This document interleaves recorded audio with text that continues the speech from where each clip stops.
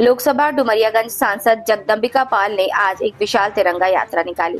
कार्यकर्ताओं के हौसले से सांसद पाल भी गदगद दिखे। खुद तिरंगा यात्रा की अगुवाई करते हुए तिरंगे को अपने हाथों में लहराते हुए सांसद पाल ने इस रैली की शुरुआत राम कुमार चिंकू यादव के कार्यालय से की। रैली में मोटरसाइकिलों पर सवार सभी कार्यकर्ताओं के संग भारत माता की जय, नरेंद्र मोदी, जगदम्बिका पाल जिंदाबाद के नारे लगाए। तिरंगा यात्रा का समापन तीर्थ सागर भारत भारी पर हुआ, जहां पर कई लोगों ने सरकार की उपलब्धियों को जनता तक पहुंचाया। मंच पर राष्ट्रीय प्रवक्ता राकेश त्रिपाठी की गौरवमयी उपस्थिति ने सभी कार्यकर्ताओं में जान डाल दी। पाल ने मंच से गुजरते हुए कहा कि ये नया भारत है, अगर इसकी अखंडता पर कोई उंगली उठाएगा तो उसे मुंह तोड़ जवाब दिया जाएगा। सरकार हर क्षेत्र में लोगों के हित के लिए कार्य कर रही है। आने वाले दिनों में डुमरियागंज 4 लेन से जुड़ेगा, ट्रेन आ रही है, लोगों का चौतरफा विकास होगा। आज तिरंगा यात्रा निकाली गई। इस तिरंगा यात्रा का मकसद क्या रहा?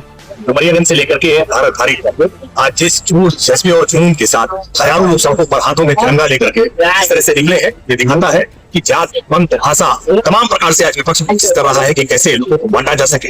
लेकिन उत्तर प्रदेश के मुख्यमंत्री जो कहते हैं कि बटोगे तो कटोगे, और देश के प्रधानमंत्री जी कहते हैं एक रहोगे तो सेफ रहोगे। आज ये तिरंगा सबको एक और सेफ होने का एहसास करा रहा है। ऑपरेशन सिंदूर के बाद जो सफलता देश के सैनिकों ने पाई है, उस ऑपरेशन सिंदूर की सफलता आज ये भारत खाड़ी के नौजवानों, आज ये डुमरियागंज के नौजवानों में दिखाई पड़ रही है। जो आज उत्तर प्रदेश के पूर्व मुख्यमंत्री और यहाँ के लोकप्रिय सांसद जगदम्बिका पाल जी के नेतृत्व के साथ यहाँ के लोकप्रिय नेता राम कुमार चिंकू जी के साथ एक बहुत ऊर्जा के साथ एक यात्रा निकाली गई है। इस यात्रा से सबने संकल्प लिया है कि हम भारत को कैसे फिर से अखंड बनाएं, हम भारत को कैसे विश्व की सबसे बड़ी आर्थिक शक्ति बनाएं और किसी भी प्रकार की स्थिति में भारत का मान सम्मान चुकने न पाए।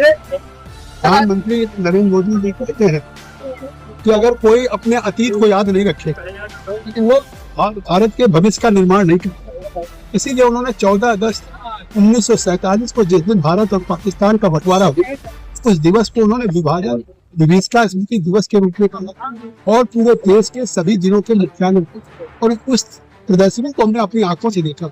आने वाली पीढ़ियों को भी देखना चाहिए। इस तरह से देश की आजादी के लिए अपना घर बार छोड़ के विस्थापित होकर पाकिस्तान से, रावलपिंडी से, सियालकोट से, उन इलाकों से लाखों की संख्या में उनकी आंखों के सामने उनके परिवार दोनों की मौत दुष्कर्म किया गया। इसके बाद ये आजादी मिली है और उस आजादी की कीमत आने वाली पीढ़ियों को याद रहे। इसीलिए प्रधानमंत्री ने गांव-गांव में शिलालेख लगवाने का काम किया। पहली बार कि अगर उस गांव से कोई स्वतंत्रता संग्राम सेनानी आए, उस गांव से किसी ने देश की आजादी में अपनी आहुति दी है, पहली बार देश के उन स्वतंत्रता संग्राम सेनानियों को, उन बलिदानियों को याद करने का काम। आज ये केवल तिरंगा यात्रा नहीं, प्रधानमंत्री का आह्वान है कि घर घर तिरंगा।